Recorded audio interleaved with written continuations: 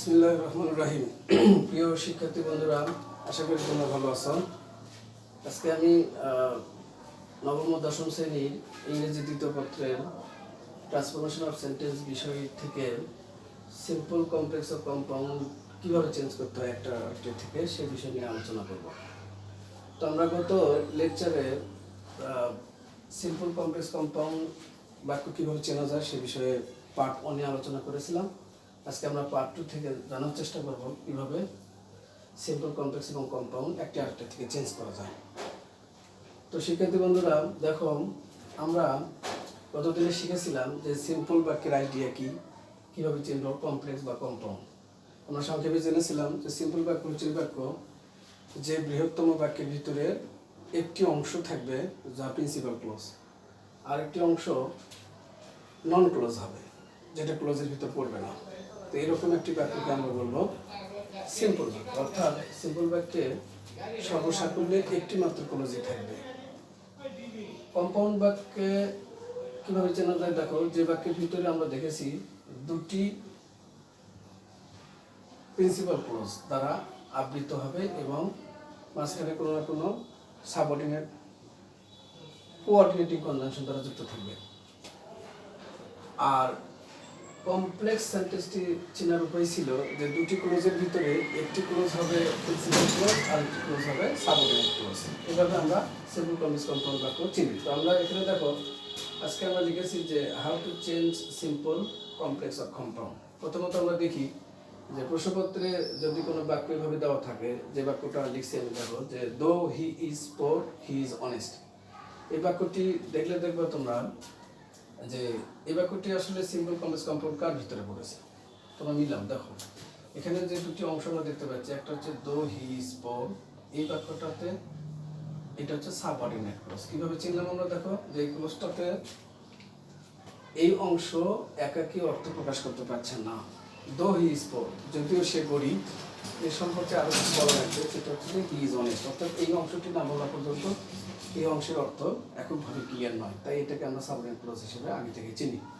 আর দ্বিতীয় প্রশ্নটি দেখো, আমরা যদি এটা বাদ দিয়ে বলি তাহলে হি ইজ অনেস্ট, অর্থাৎ সে হয় সৎ। এই অংশটি এককভাবে স্বাধীনভাবে এই অর্থ প্রকাশ করতে পারছে, তাই এটির নাম হচ্ছে প্রিন্সিপাল ক্লজ।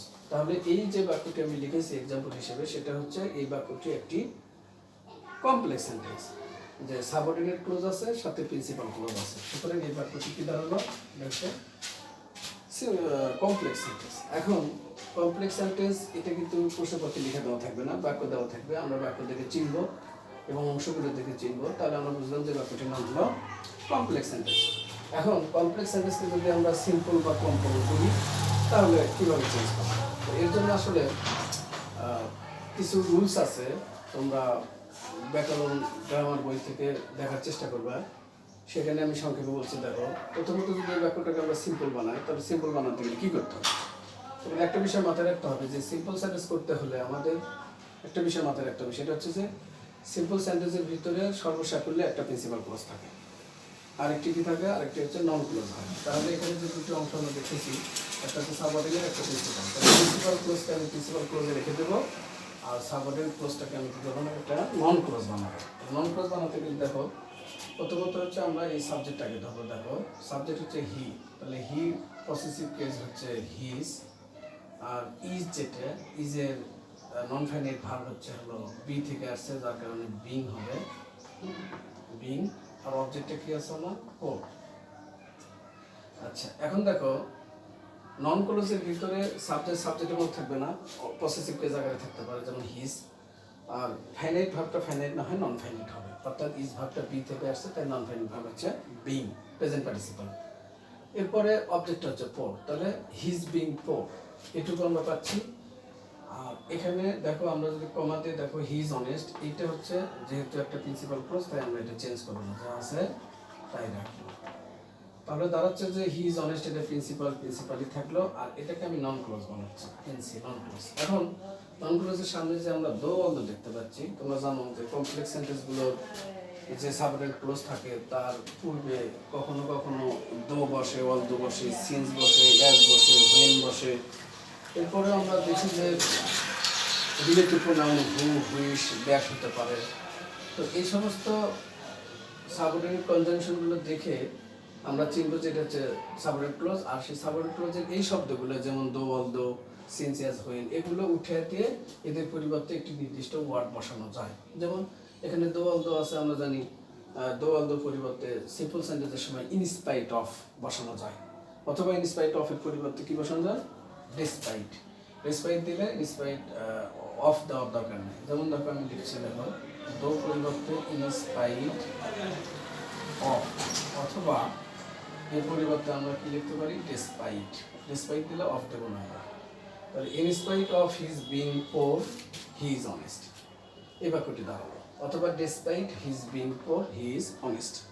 তাহলে বন্ধুরা দেখো, আমরা যে সাবঅর্ডিনেট ক্লজকে নন ক্লজে রূপান্তর করে আর প্রিন্সিপাল ক্লজকে প্রিন্সিপাল ক্লজে রেখে দিলাম, এইভাবে আমরা কমপ্লেক্স সেন্টেন্সকে কি বানাতে পারলাম?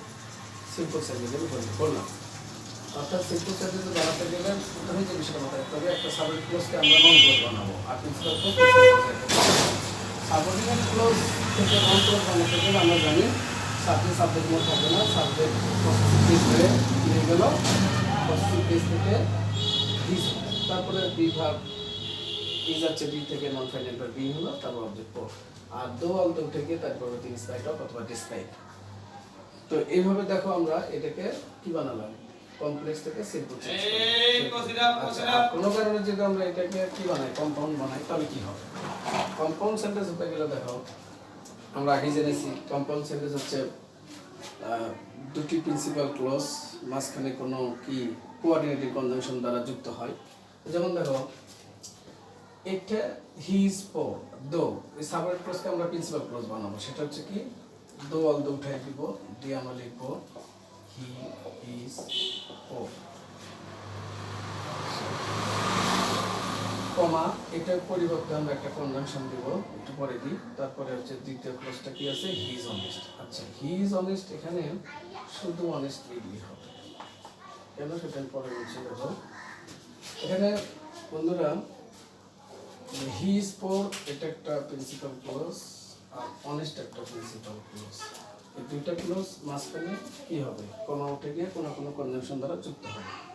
তাহলে এখানে যে কনজাংশনটি আসবে তা হলো, আমাদের দেখতে হবে যে সিম্পলে ইন স্পাইট অফ অথবা ডিসপাইট, কমপ্লেক্সে যদি দো, অলদো থাকে, তাহলে তার কনজাংশন হিসেবে কম্পাউন্ড সেন্টেন্সে কি হয়? বাট হয়। কি বসে? বাট। আমরা আগে জেনেছি যে কম্পাউন্ড সেন্টেন্সের দুটি ক্লজকে একত্র করে, যেমন বাট আছে, ওয়ার আছে, অ্যান্ড আছে, either or, neither nor, not only but আছে, ইত্যাদি কনজাংশন দ্বারা যুক্ত করা হয়। তাহলে এখানে আমরা যেটা পেলাম সেটা হচ্ছে যে হি ইজ পোর বাট অনেস্ট। এখন অনেস্টটা, হি ইজ অনেস্ট, এটাকে সংক্ষেপ করে আমরা অনেস্ট এই জন্য লিখলাম যে অনেস্ট এমন একটি ক্লোজের অংশ যা দিয়ে পুরো একটি ক্লোজকে মিন করে। আমরা আগে জেনেছি কম্পাউন্ড সেন্টেন্সের প্রতিটি প্রিন্সিপাল ক্লোজের সাবজেক্ট এবং ভার্ব যদি একই হয় তাহলে তা লেখার দরকার পড়ে না। তাহলে দেখা গেল যে এই যার সম্পর্কে বলা হচ্ছে যে হি ইজ পোর, মানে যিনি গরিব তিনি কি সৎ, অর্থাৎ তার সম্পর্কে বলা হচ্ছে, সেই কারণে এখানে হি ইজটা একটা সাইলেন্ট আকার আছে, হি ইজ সাইলেন্ট আকার আছে। এই হি ইজ লেখার দরকার নেই, তখন সাবজেক্ট আর ভার্ব একই। অর্থাৎ এই কম্পাউন্ড সেন্টেন্সের সাবজেক্ট এবং ভার্ব প্রতিটা ক্লোজে একই হওয়ার কারণে এক পাশে লিখতে হচ্ছে, আর পাশে লেখার প্রয়োজন নাই, অর্থাৎ অনেস্টলি একটা ক্লোজ বোঝাচ্ছে। তাহলে দেখো যে দো হি ইজ পোর, এই সাবঅর্ডিনেট ক্লোজকে আগে একটা প্রিন্সিপাল ক্লোজ করলাম। প্রিন্সিপাল ক্লোজ করলে দো, অলদো উঠে যাবে, শুধুমাত্র he is poor, subject verb object, comma তুলে দিয়ে বাট দিলাম, তারপরে হি ইজ অনেস্ট। এই ক্লোজটাকে একটা সংকেত করে আমরা কি করলাম? প্রিন্সিপাল ক্লোজ হিসেবে তাহলে অনেস্ট লিখলাম। আর মাঝখানে বাট কেন বসলো? যেহেতু আমরা জানি যে কমপ্লেক্সে কি আছে? দো, অলদো, যেটা কিনা সিম্পলে যায় ইন স্পাইট অফ বা ডিসপাইট হয়, সেটাই কম্পাউন্ডে এসে বাট হয়। তাহলে তোমরা বুঝতে পারছো যে সিম্পল, কমপ্লেক্স, কম্পাউন্ড এগুলো একটি আরেকটি থেকে চেঞ্জ করতে গেলে যে সুনির্দিষ্ট কিছু নিয়ম আছে সেগুলো আমাদের ফলো করতে হবে। আর সবচেয়ে বড় বিষয়টা হবে এরকম যে, যেমন এই বাক্যটা ছিল কমপ্লেক্স, কমপ্লেক্স থেকে আমরা সিম্পল বানাইছি। মূলত যেটা মনে রাখতে হচ্ছে সেটা হলো যে একটি সিম্পলের ভিতরে একটি প্রিন্সিপাল ক্লোজ হবে আর সাথে এক বা একাধিক সাবঅর্ডিনেট ক্লোজ। এখানে কিন্তু নন ক্লোজ আমরা করলাম, অর্থাৎ সাবঅর্ডিনেট ক্লোজ থেকে নন ক্লোজের পর্যন্ত করলাম, নন ক্লোজ সাথে একটা প্রিন্সিপাল ক্লোজ। এভাবে আমরা সিম্পল বানাতে পারি। আর কম্পাউন্ড সেন্টেন্সটি তো আমরা দেখলাম যে দুই বা ততোধিক প্রিন্সিপাল ক্লজ কোঅর্ডিনেটিভ কনজুগেশন করে যুক্ত হয়।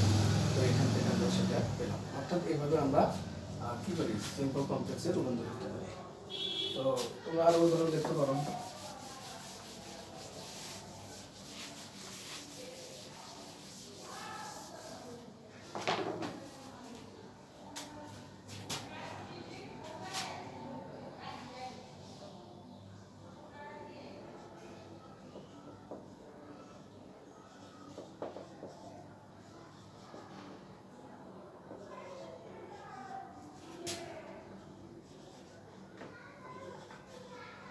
In spite of her illness, she went to school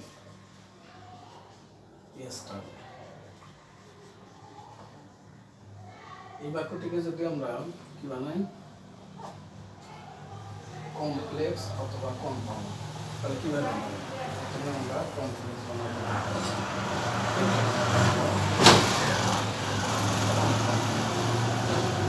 ছাত্ররা দেখো, আমি আবার একটা উদাহরণ লিখেছি, সেটা হচ্ছে in spite of her illness she went to school yesterday. এই বাক্যটি প্রশ্নপত্রে দেওয়া থাকলে এইভাবে, তখন আমরা দেখে নেব যে আসলে বাক্যটি কোন বাক্যে আছে। এই বাক্যটি দেখো তোমরা ঠিকই ধরেছে, এটা হচ্ছে কিসে আছে, সিম্পল আছে। কীভাবে চিনো আমরা, যে প্রথমে যে ক্লোজটা দেওয়া আছে আসলে ক্লোজ না, এটা হচ্ছে non clause. In spite of her, in spite of her being, in spite of her being illness she went to school yesterday. তাহলে দেখো এখানে যে নন ক্লোজটা আছে তা আমরা বুঝলাম কিভাবে, যে ক্লোজ হতে গেলে যে শব্দটা থাকতে হয় সেটা হচ্ছে একটা সাবজেক্ট আর একটা ফাইনাইট ভার্ব। এখানে আমরা দিতে পারছি হার, যা সাবজেক্ট রূপে নেই, পসেসিভ কেস। বিং, বি থেকে আসছে, যা নন ফাইনাইট আকারে আছে, তার মানে সাবজেক্টের মতো নেই, মূল ভার্ব ফাইনাইটে নেই। তার মানে এই বাক্যটা দাঁড়ানো হচ্ছে এটা নন ক্লোজ নয়। তাহলে তাছাড়াও ইনস্টাগ্রাম দেখতে পাচ্ছি আমরা, অর্থাৎ সব মিলে এই অংশটি আসলে কোনো ক্লোজ নয়, এটা হচ্ছে নন ক্লোজ। পক্ষান্তরে দ্বিতীয় অংশটি দেখো, সাবজেক্ট, ফাইনাইট ভার্ব আর হচ্ছে অবজেক্ট, অর্থাৎ এটা একটা প্রিন্সিপাল ক্লোজ। তাহলে যে বৃহত্তম বাক্যে একটি মাত্র প্রিন্সিপাল ক্লোজ সাথে একটি নন ক্লোজ রয়েছে, এই বাক্যটিকে আমরা কি বলি, সিম্পল সেন্টেন্স। তাহলে সিম্পল থেকে এবার আমরা কি করতে পারবো, বলছে ধরো কমপ্লেক্স অথবা কম্পাউন্ড। তাহলে আমরা যদি প্রথমে এটাকে কমপ্লেক্স বানাই, প্রথমে তোমাদের যে বিষয়টি মাথায় রাখতে হবে তা হলো যে কমপ্লেক্স বাক্য চেঞ্জ করা যায় হলো কিভাবে। প্রথমে কমপ্লেক্স বাক্যে দুইটি ক্লোজ থাকে, একটি হচ্ছে সাবঅর্ডিনেট ক্লোজ আর একটি প্রিন্সিপাল ক্লোজ। তো এখানে দেখো এটাতে প্রিন্সিপাল ক্লোজ আছে, আমরা প্রিন্সিপাল ক্লোজই রাখবো, আর এটাকে আমরা নন ক্লোজ থেকে একটা সাবঅর্ডিনেট ক্লোজ বানাবো। প্রথমত আগে এই নন ক্লোজকে একটা ক্লোজে রূপান্তর করে। ক্লোজ বানাতে গেলে তখন আমরা জানলাম যে সাবজেক্টটা কি আছে আমার হার, তাহলে হারের সাবজেক্টটা কি শি, আর বি হচ্ছে বি থেকে, যা কিনা, আচ্ছা এটি আবার তো বি লিখি, আমরা বি লিখলাম ভার, আর অবজেক্ট আমি কি দিলাম ইলনেস, আচ্ছা কমা দিলাম। এরপরে সেকেন্ড সেন্টেন্সটা আছে she went to school yesterday. দেখো এখানে খেয়াল করবেন এটা হচ্ছে প্রিন্সিপাল ক্লোজ, যা আগে আছে, আর এই নন ক্লোজটাকে আমরা একটা সাবঅর্ডিনেট ক্লোজ বানাচ্ছি। সাবঅর্ডিনেট ক্লোজ বানাতে গেলে সাবজেক্ট আর ফাইনাইট ভার্ব থাকবে। দেখো বি তোমরা জানো যে এটা প্রেজেন্ট টেন্স হলে বলে অ্যামিজার হয়, পাস্ট টেন্স হলে ওয়াজ হয়। আমরা দেখব দ্বিতীয় যে ক্লোজটি অর্থাৎ প্রিন্সিপাল ক্লোজটি কোন টেন্সে রয়েছে। তোমরা জানো যে she went to school yesterday, এই বাক্যটি আছে আমার কিসে, পাস্ট ইনডিফিনিট টেন্সে। তাহলে পাস্ট ইনডিফিনিট টেন্স হলে বলে কি হবে, প্রথম ক্লোজটি পাস্ট টেন্স হবে, অর্থাৎ এই বিটা উঠে গিয়ে এর পরিবর্তে আমরা এখানে ওয়াজ অ্যাড করব। তাহলে শির সাথে was, she was illness she went to school yesterday. তাহলে এই অংশটি দেখলাম যে কমপ্লেক্স সেন্টেন্সে আমরা প্রথম যে অংশটি বানালাম she was illness she went to school yesterday, এটা হচ্ছে একটা ক্লোজ হলো। এখন যা অবস্থা হয়েছে তাতে দেখা যাচ্ছে এটা পিসি অর্থাৎ প্রিন্সিপাল ক্লোজ। কিন্তু আমরা জানি কমপ্লেক্স সেন্টেন্স করতে গেলে এই সাবঅর্ডিনেট ক্লোজে রূপান্তর করতে হবে এটাকে। সাবঅর্ডিনেট ক্লোজ বানাতে গেলে এখন খেয়াল করো যে এখানে ইনস্পাইট অফ ছিল সিম্পলে, আর আমরা জানি ইনস্পাইট অফ সিম্পলে বসলে কমপ্লেক্সে সেটা হয়ে যাবে হচ্ছে ডো বা অর্ধ, ডো বা অর্ধ। তো এটা মনে রাখতে হবে যে সিম্পল ইনস্পাইট অফ থাকলে বলে কমপ্লেক্সের সময় ডো বা অর্ধ হয়। তো এখানে তখন আমরা সেই দো বা অল দো লিখবো। ধরো দো দিলে দো, তাহলে দো শি ওয়াজ ইন, এখানে ইন দিলে though she was in she went to school yesterday. আচ্ছা, এখানে আমরা দেখব এই যে ক্লোজটি, সেই ক্লোজে আমাদের যে অংশটি দাঁড়াইছে তা হলো এটা সাবঅর্ডিনেট ক্লোজ, পরেরটা প্রিন্সিপাল ক্লোজ। একটা সাবঅর্ডিনেট ক্লোজ একটা প্রিন্সিপাল ক্লোজ নিয়ে কি হয়, একটি কমপ্লেক্স সেন্টেন্স হয়। তো আমরা এইভাবে কমপ্লেক্স সেন্টেন্স বানাতে পারি। দ্বিতীয় অংশটি দেখো, এটাকে যদি আমরা কি বানাই, কম্পাউন্ড সেন্টেন্স বানাই, তাহলে কম্পাউন্ড সেন্টেন্স বানাতে গেলে আমরা জানি যে দুটি প্রিন্সিপাল ক্লোজ লাগে। এই দুটি প্রিন্সিপাল ক্লোজের একটি প্রিন্সিপাল ক্লোজ দেওয়া আছে, সেটা হচ্ছে কি she went to yesterday। আর প্রথম অংশটি যেটা রয়েছে ইনস্পাইট অফ হার্ডিনেস, এটাকে একইভাবে আমরা একটা প্রিন্সিপাল ক্লোজ বা ক্লোজে রূপান্তর করবো। প্রথমত আগে হার্ট থেকে আমরা কি নেব, she, আর বিং হচ্ছে বি থেকে, আর অবজেক্ট হচ্ছে ইন, কমা। এখন দেখা যাচ্ছে যে এই বিটা ইন, এখানে যেহেতু পাস্ট টেন্স আছে তাই আমরা এই বি কে কেটে আমরা পাস্ট টেন্স নেব, তাহলে she was in। এখন দেখো এখানে প্রিন্সিপাল ক্লোজ, এখানে প্রিন্সিপাল ক্লোজ। আচ্ছা, তাহলে আমরা জানি যে কম্পাউন্ড সেন্টেন্সের সময় কমা উঠে গিয়ে মাঝখানে একটা কি হয়, কনজাংশন বসে। তাহলে এখানে কি কনজাংশন দেবো, দেখো she was in, এখানে আমরা দেখেছি যে and or আর বাট, এখানে যে অর্থটা নিচ্ছে সেটা আমরা জানি যে সিম্পলের সময় যদি ইনস্পাইট অফ থাকে তাহলে কম্পাউন্ডে যায় সেটা কি হয়, সেটা বাট হয়। কম্পাউন্ডের সময় বাট হয়, কমপ্লেক্সে যেহেতু দোয়াল দো আছে সুতরাং দোয়াল দো থেকে আমরা কি করবো, বাট নেব। তার মানে এখানে দাঁড়ালো হচ্ছে বাট। এখন আসো কম্পাউন্ড সেন্টেন্সে আমরা সবাই জানি যে সাবজেক্ট আর ভার্ব যদি একই জিনিস হয় তাহলে এখানে সাবজেক্ট আর ভার্ব লেখার দরকার হয় না, অর্থাৎ ভার্বটা আলাদা কিন্তু সাবজেক্টটা ভিন্ন, তাই আমরা she এখান থেকে আলাদা করব। তাহলে বাক্যটি দাঁড়ালো she was in but went to school yesterday। অর্থাৎ এই বাক্য থেকে আমরা ধরে লিখতে পারি যে she was in but went to yesterday। she was in but went to school yesterday। তাহলে দেখো আমরা দুটি উদাহরণের মাধ্যমে দেখার চেষ্টা করলাম যে কিভাবে সিম্পল কমপ্লেক্স কম্পাউন্ড চেঞ্জ করা যায়। তো আজকে ক্লাস আমি এ পর্যন্তই রাখলাম। আগামীতে ইনশাআল্লাহ সুযোগ হলে এই বিষয়টা নিয়ে আরও ভালোভাবে ক্লাস করবো। তোমরা বাসায় বসে বিভিন্ন বোর্ডের প্রশ্নগুলোকে সমাধান করে নোট আকারে রাখতে পারো এবং ক্লাস করলে সেগুলো অ্যাসেস করে নিতে পারো। তার জন্য বন্ধুরা ভালো থাকবে। আল্লাহ হাফেজ।